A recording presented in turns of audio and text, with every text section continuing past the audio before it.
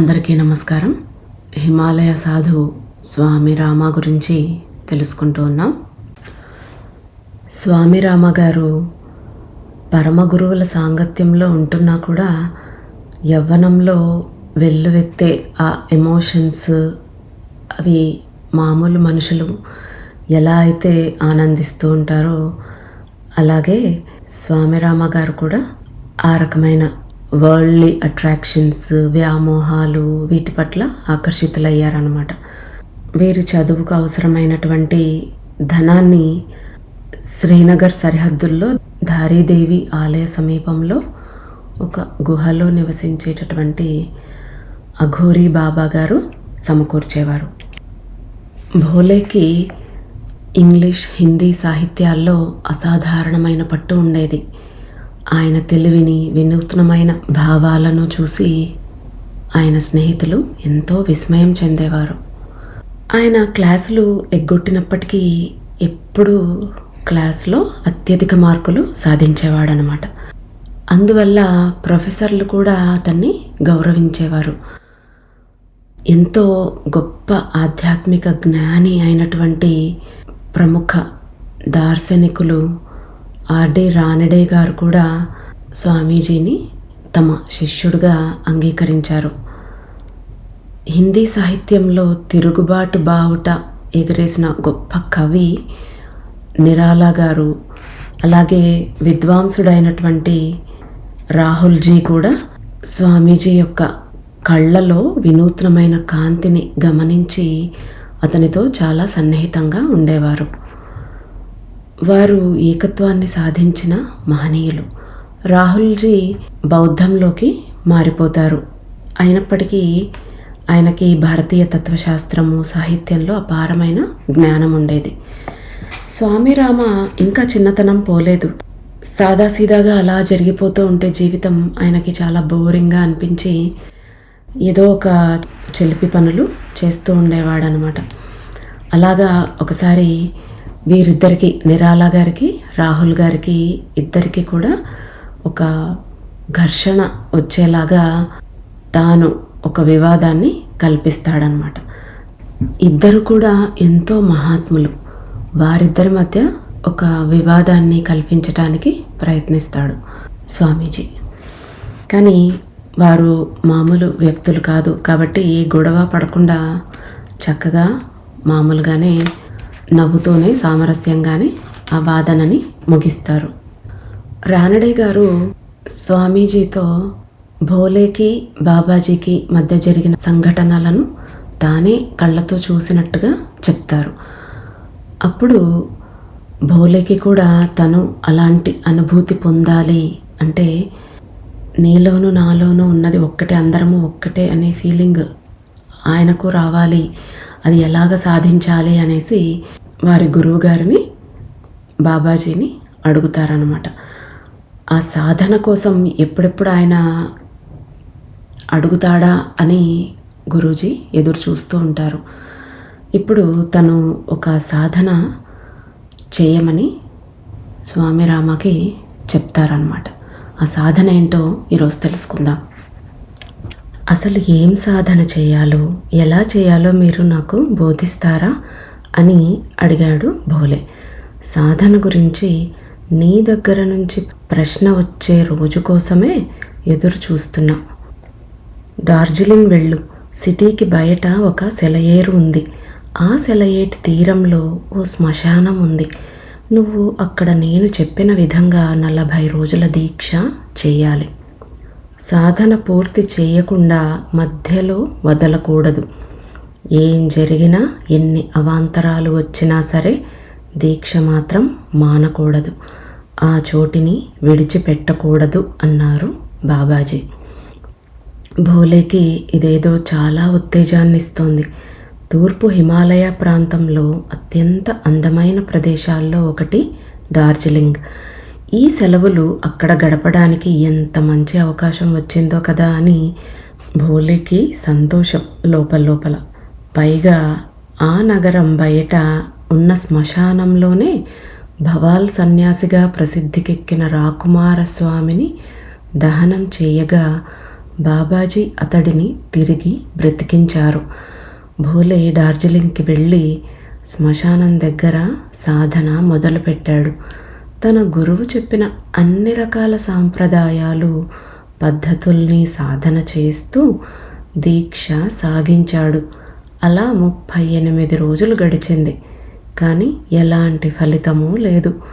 39వ రోజున ఓ ఆలోచన వచ్చింది. ఇదంతా కాలాన్ని వృధా చేయడం కాకపోతే మరేమిటి? ప్రపంచాన్ని వదిలి దూరంగా వచ్చి ఇక్కడ ఒంటరిగా కూర్చున్నాను. మరి గురువుగారు నేను సాధన పూర్తి చెయ్యగానే నాలో ఏదో విలక్షణమైన శక్తి వికసిస్తుందని అన్నారు. పైగా ఎట్టి పరిస్థితుల్లోనూ నేను 41 రోజుల దాకా దీక్ష వదలకూడదని చెప్పారు. మనసు పరిపరి విధాల ఊహలు, సూచనలు చేస్తుంది. కానీ వాటిని వినకూడదని కూడా చెప్పారు. కానీ నాకు ఆశ్చర్యంగా ఉంది. 38 రోజులు జరగనిది ఇంకో 2 రోజుల్లో మాత్రం ఏం జరుగుతుందా అని.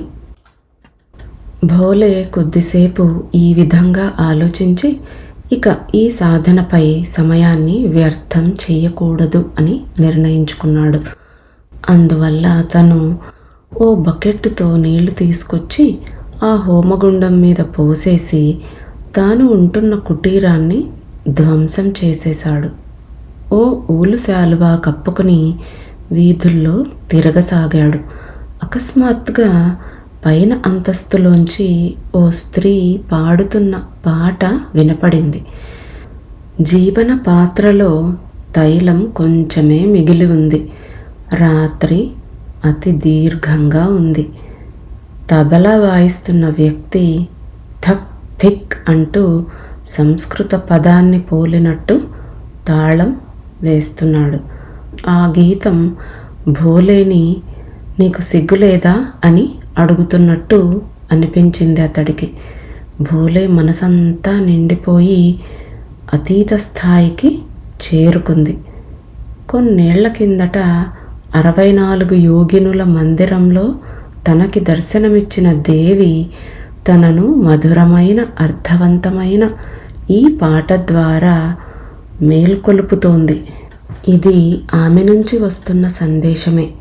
థక్ థిక్ మని వినిపిస్తున్న తబలా నాదం తనను అమితంగా, నిస్వార్థంగా ప్రేమించే తన గురువుగారు ప్రొఫెసర్ రానడే, ఇంకా తనను ఆశీర్వదించే ఇతర యోగులందరి సందేశం.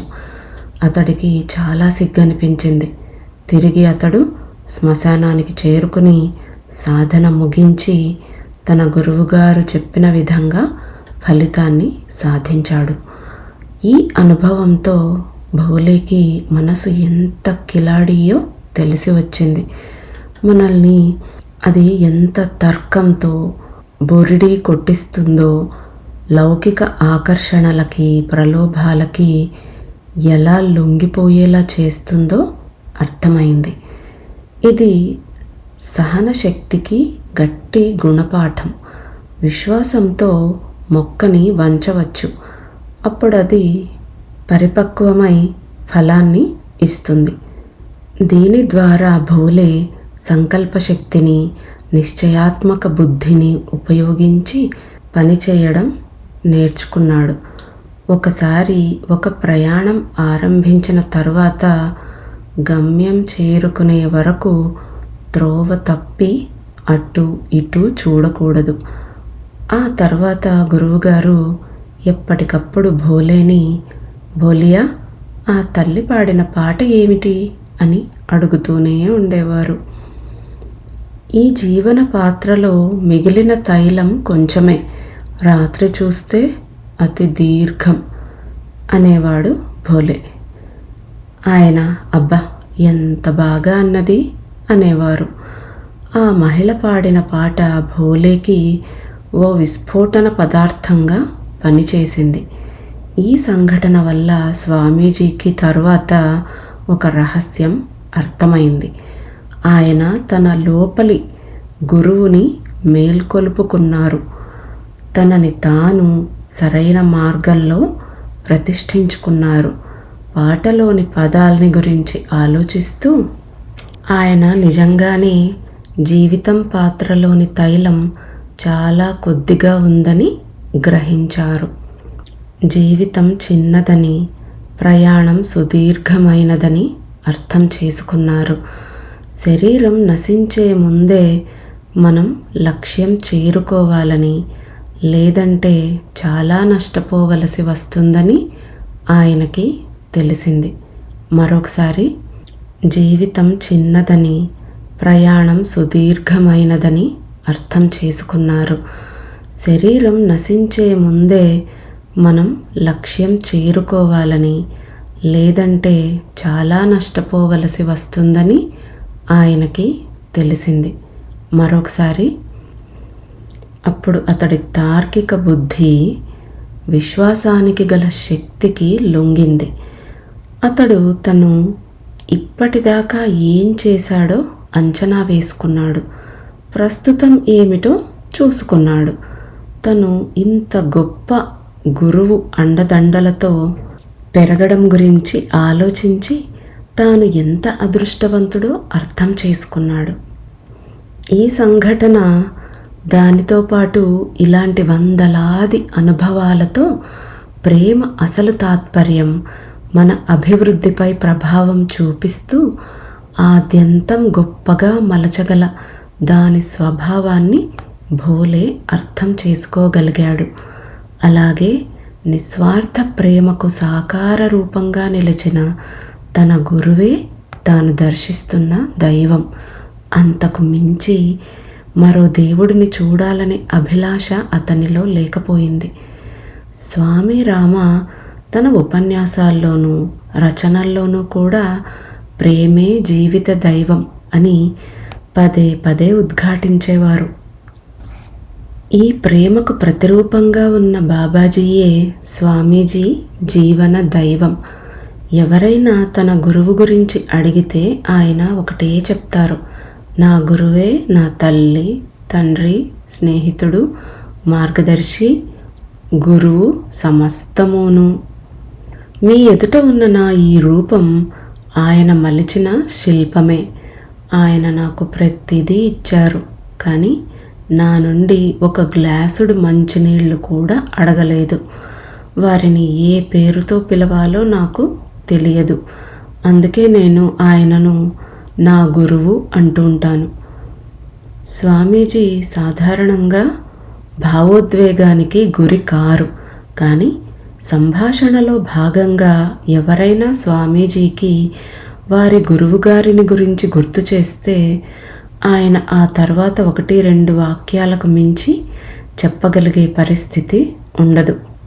ఆ తర్వాత ఆయన స్మృతి పథంలోకి జారిపోతారు. 1993లో యునైటెడ్ స్టేట్స్ని ఆయన చివరిసారిగా సందర్శించిన సమయంలో స్వామీజీ అన్నారు: నా దగ్గర ఉన్నదల్లా నా గురువు నుంచి నేను అందుకున్న ప్రేమ బహుమతి ఒక్కటే. నేను నీకు అదే అందిస్తున్నాను.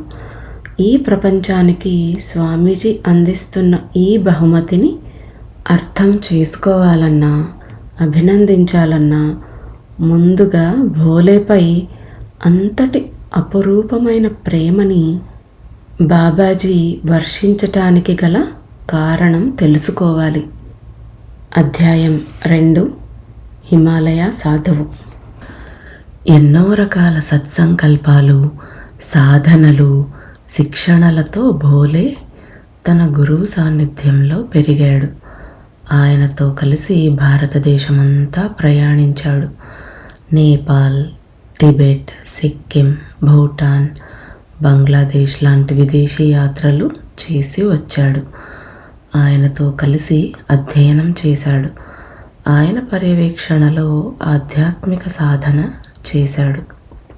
కానీ భోలేకి బాబాజీకి గల గొప్ప జ్ఞానం వల్లనో ఆధ్యాత్మిక శక్తుల వల్లనో సాన్నిహిత్యం కలగలేదు.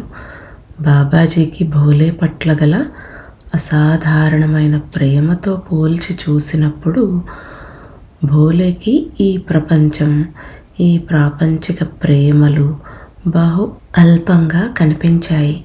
కానీ ఖజురహోలోని 64 యోగినుల మందిరంలో దేవీమాత దర్శనం చేసుకున్న తర్వాత భోలేకి తన గురువు, తనకు మిఠాయి పెట్టే వృద్ధ సాధువు ఓ అద్భుతమైన వ్యక్తి అనే విషయాన్ని గుర్తించాడు.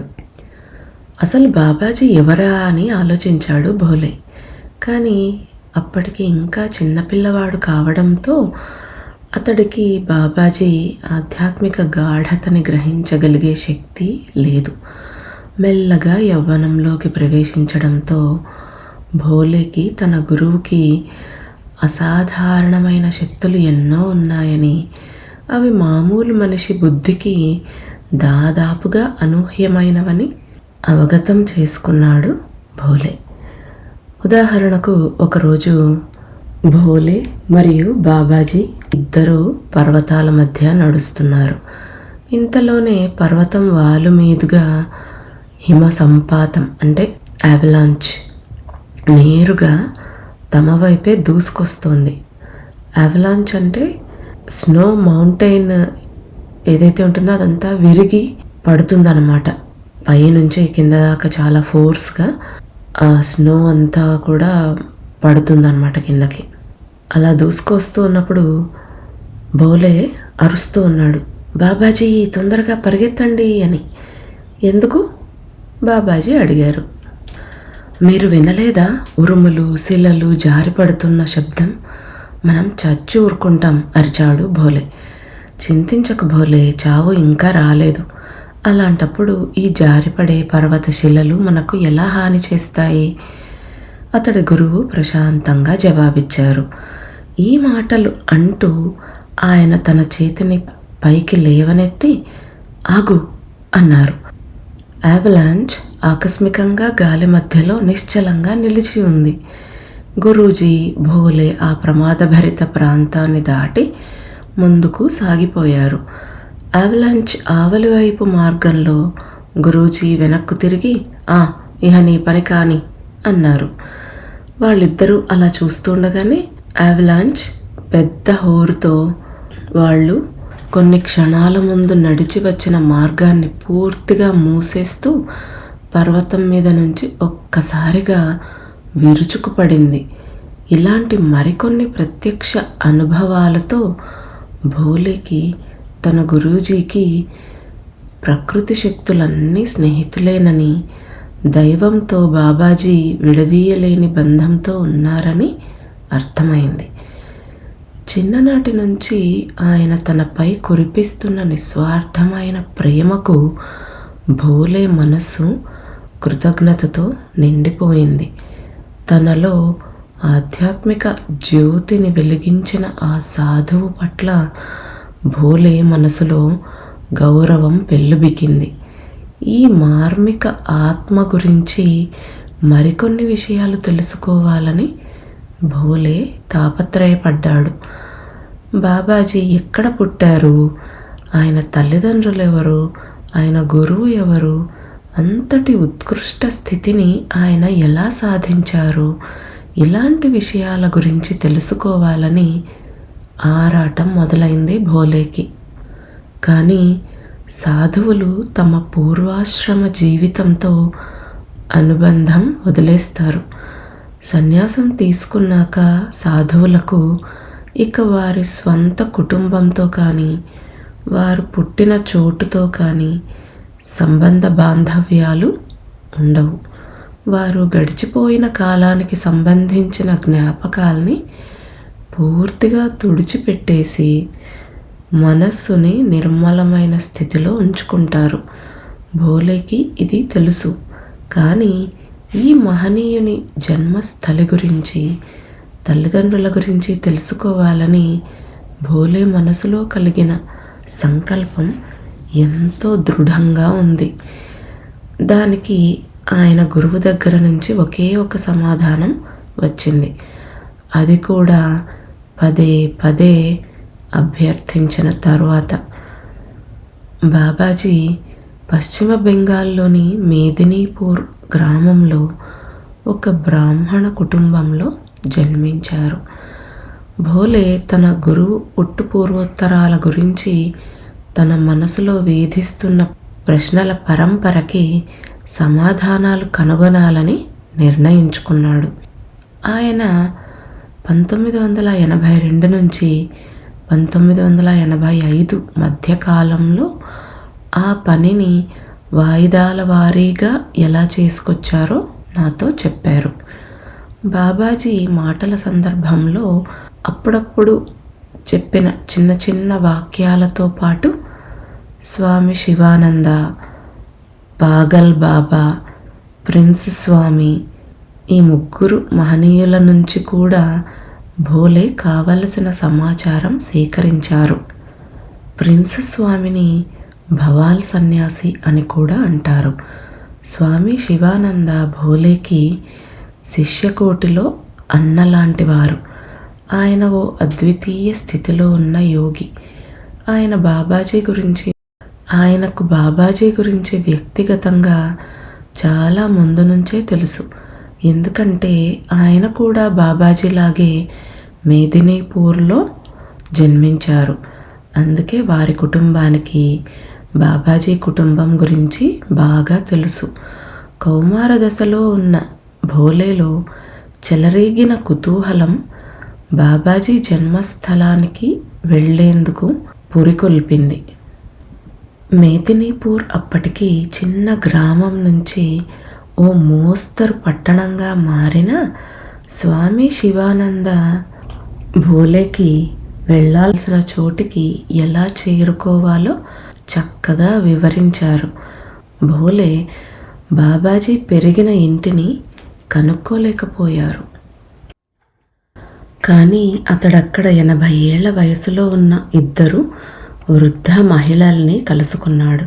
వారికి బాబాజీ ఒక హిమాలయ సాధువుతో కలిసి వెళ్ళిపోయిన రోజు గుర్తుంది.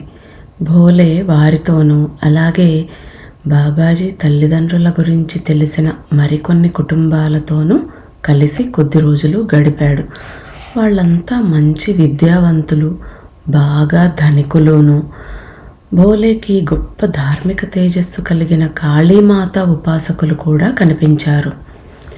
బాబాజీ తల్లిదండ్రుల్ని ఆధ్యాత్మిక పథంలోకి తీసుకువెళ్ళింది ఆ హిమాలయాల నుంచి వచ్చిన సాధువే.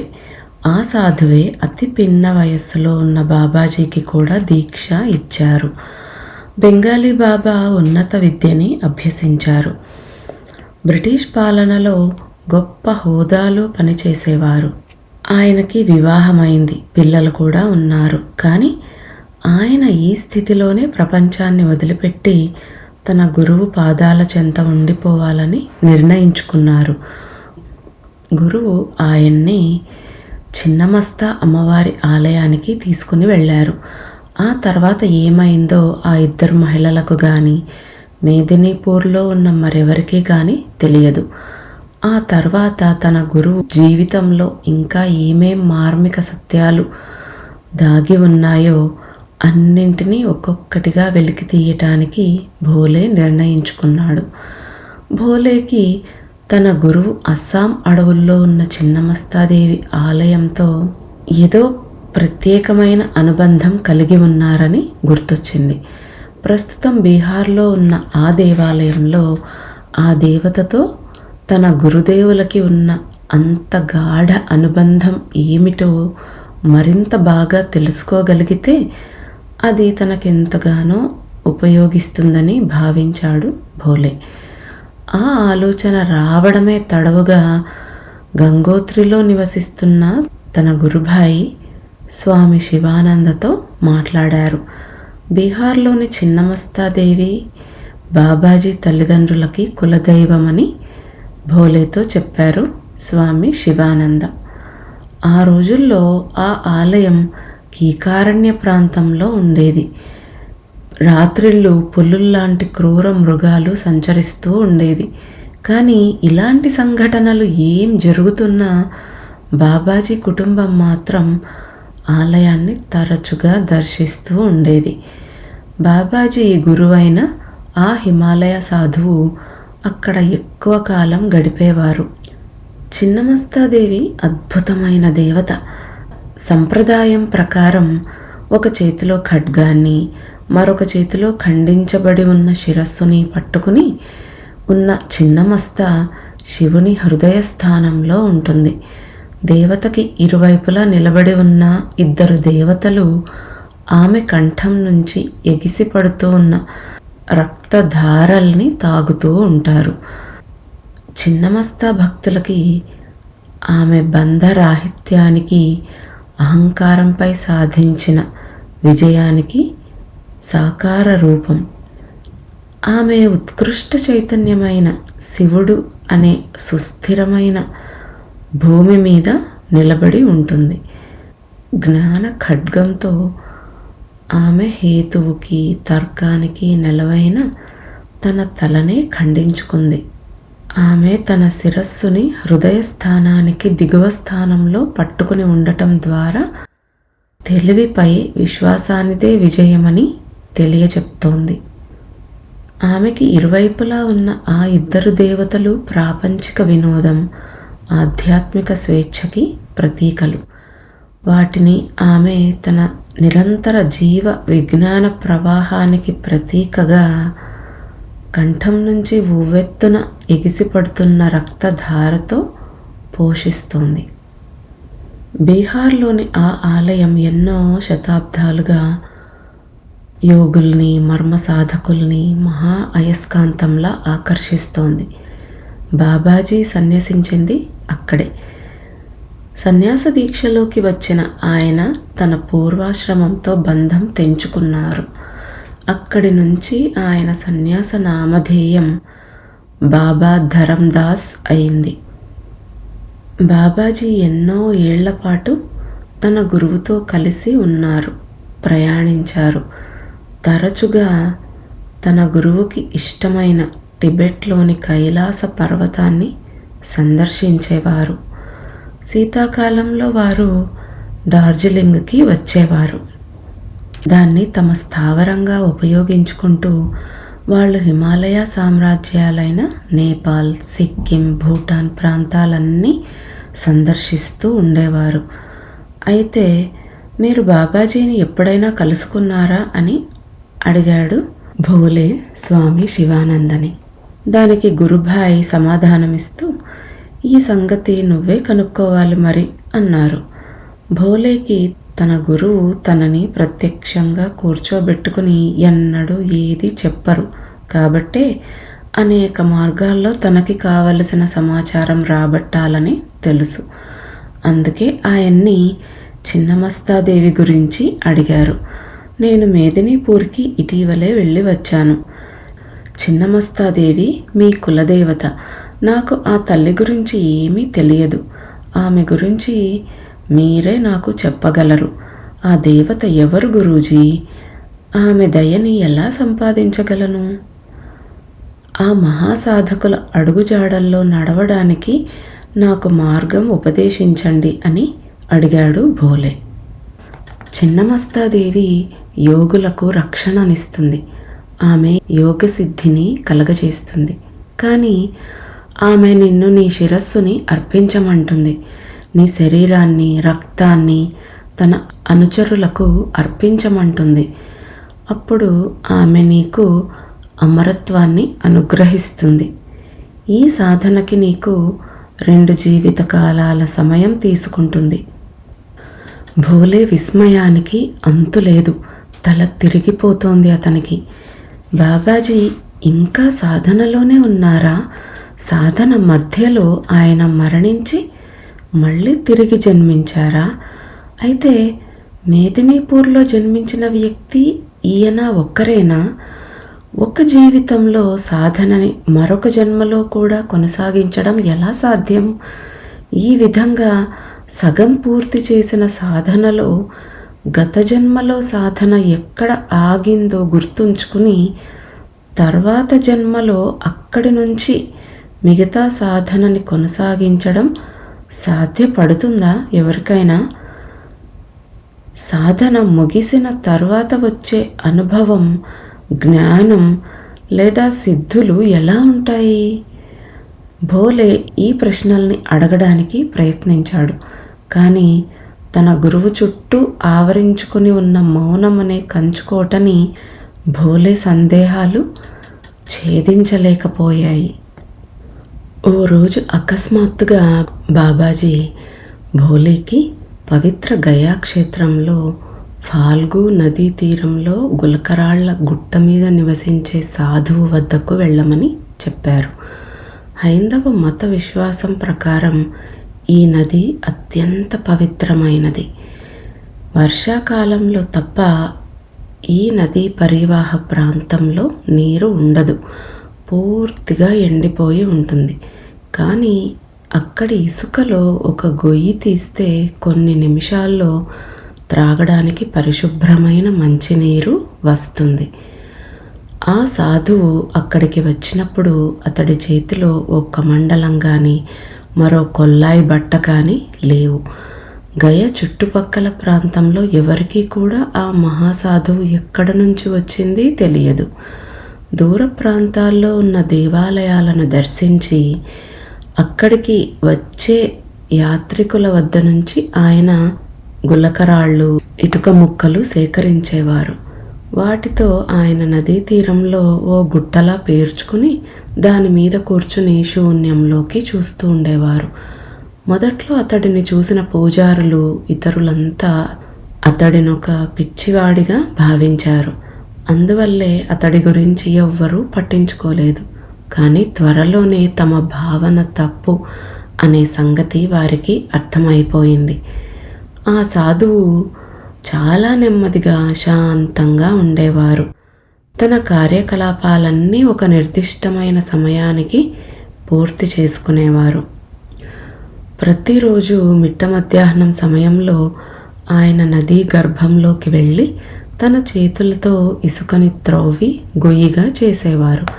దానిలో నీరు నిండిన తర్వాత ఆ నీటిని సేవించి తిరిగి వచ్చి ఆ గుట్ట మీద కూర్చునేవారు. ఆయన గొయ్యి తవ్వకముందు ఎవరైనా ఆయనకు భోజనం పెడితే ఆయన దాన్ని నేల మీద ఉంచేవారు. దాన్ని జాగ్రత్తగా ఉంచుకోవాలనే భావన ఆయనకి ఉండేది కాదు. కుక్కలు, కాకులు లేదా ఇతర జీవులు ఏవైనా ఆ ఆహారం కోసం వచ్చి తిని పోతూ ఉన్నా ఆయన పట్టించుకునేవారు కాదు. అందువల్ల ఆ సాధువు నీళ్ల కోసం గొయ్యి తీసి నీరు నిండడం కోసం వేచి ఉన్న సమయంలో భోజనం పెడితే ప్రయోజనం ఉంటుందని ప్రజలకి అర్థమైంది. ఎవరైనా ఎప్పుడైనా మంచి మాటలు చెప్పమని ప్రాధేయపడుతుంటే తప్ప సాధారణంగా ఆయన ఎప్పుడూ మౌనంగానే ఉండేవారు. అలాంటి అరుదైన సందర్భాల్లో ఆయన do do do do do do అనే ధ్వని చేస్తూ ఉండేవారు. ఆయన గులకరాళ్ల మీద కూర్చుంటారు కాబట్టి అక్కడి ప్రజలు ఆయన్ని కంకరియా బాబా అంటే గులకరాళ్ల బాబా అని పిలిచేవారు. పిల్లలు ఆయన్ని పాగల్ బాబా అంటే పిచ్చి బాబా అని పిలిచేవారు. భోలే ఈ సాధువును కలిసి శిరస్సు వంచి భక్తి ప్రపత్తులతో ప్రణామం చేశాడు. కానీ ఆయన దగ్గర నుంచి ఎలాంటి సమాధానమూ లేదు. భోలే ఓపిగ్గా కూర్చుని నిరీక్షించసాగాడు. చివరికి నడి రాత్రి వేళ ఇలా రా నాయనా అంటూ ఆ సాధువు పిలిచారు. బాబాజీ గురించి మాట్లాడుతూ ఆయన భోలేతో శ్రీ మహారాజ్జీ ప్రస్తుతం ఉన్న పవిత్ర భూభాగం ఏది అని అడిగారు. భోలే అత్యాశ్చర్యంతో అడిగాడు, మీకు మా గురుదేవులు తెలుసా స్వామి అని. ఎందుకు తెలీదు? ఈ భూమి మీద జరుగుతున్న విషయాలు గమనించే వారికి ఆయన గురించి తెలియకపోవడమా అన్నారు. భోలేకి సందేశం అందింది. ఈ సాధువు ముఖతః నేను ఆయన గురించి తెలుసుకోవలసిన విషయం ఏదో ఉందని నా గురువు భావించారన్నమాట. అప్పుడు ఆయన తన గురువుని, గురు భ్రాతల్ని బాబాజీ గురించి అడగడం, కానీ వాళ్ళందరికీ ఆయన మేదినీపూర్లో జన్మించడం, ఆ తర్వాత తన గురువర్యులతో కలిసి హిమాలయాలకు వెళ్ళడం, దారిలో చిన్నమస్తా దేవి ఆలయం వద్ద ఆగడం తప్ప మరి ఏ విషయాలు తెలియలేదని ఆ సాధువుతో చెప్పాడు. నాకు నా పరమ గురువు గురించిన వివరాలు కావాలి. ఆయన ఎక్కడ నివసిస్తున్నారు? అసలు చిన్నమస్తాదేవి మర్మం ఏమిటి? మా గురువర్యుల గురించి తెలుసుకోవాలని ఆర్తిగా ఉంది అని అన్నాడు భోలే. సమయం ఆసన్నమైనప్పుడు బాబాజీ తానే స్వయంగా నీకు మీ పరమ గురువు గురించి చెప్తారు. ఆయన దగ్గరకు వెళ్ళటానికి సహాయపడతారు కూడా. ఈ రాత్రి నేను నీకు చిన్నమస్తాదేవిని గురించి మీ గురువు గురించి చెప్తాను అన్నారాయన. పరమగురువు అంటే మన గురువు గారికి గురువు. ఆ పాగల్ బాబా, అదే కంకరియా బాబా చిన్నమస్తాదేవి గురించి ఏం చెప్తారో తర్వాత తెలుసుకుందాం.